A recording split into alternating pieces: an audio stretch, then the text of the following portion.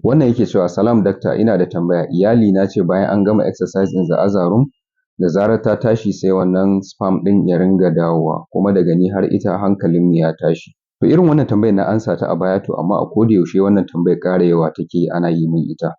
So na san irin waɗannan tambayar tana zuwa ne daga mutanen da sun yi aure kuma an ɗan samu jinkiri na juna biyu to sai suke tunani wannan dawowar maniyyin shi ne yake kawo matsala ta rashin juna biyu. To abin da ba ku sani ba shi ne shi wannan ruwan maniyyin shi muke kira da semen. A cikin semen ɗin nan akwai sinadarai sannan kuma akwai sperm cells wato ƙwayoyin halitta kenan na ɗa namiji. To a duk lokacin da namiji ya yi exercise da mace ya zuba mata wannan ruwan nasa to a cikin wannan ruwan ƙwayoyin halittar nan wato sperm cells za su yi ta swimming su yi ta tafiya har su je su haɗu da ƙwan mace ɗin in dai har suna da yawan da ake da buƙata da kuma lafiyar da ake da buƙata. Idan Allah ya ƙaddara to za su haɗu da wannan ƙwan ɗaya daga ciki zai shiga to sai a samu juna. So dawowar wannan ruwan ba wani matsala ba ne as long as su dai waɗannan ƙwayoyin da ake da halitta sun riga sun tafi.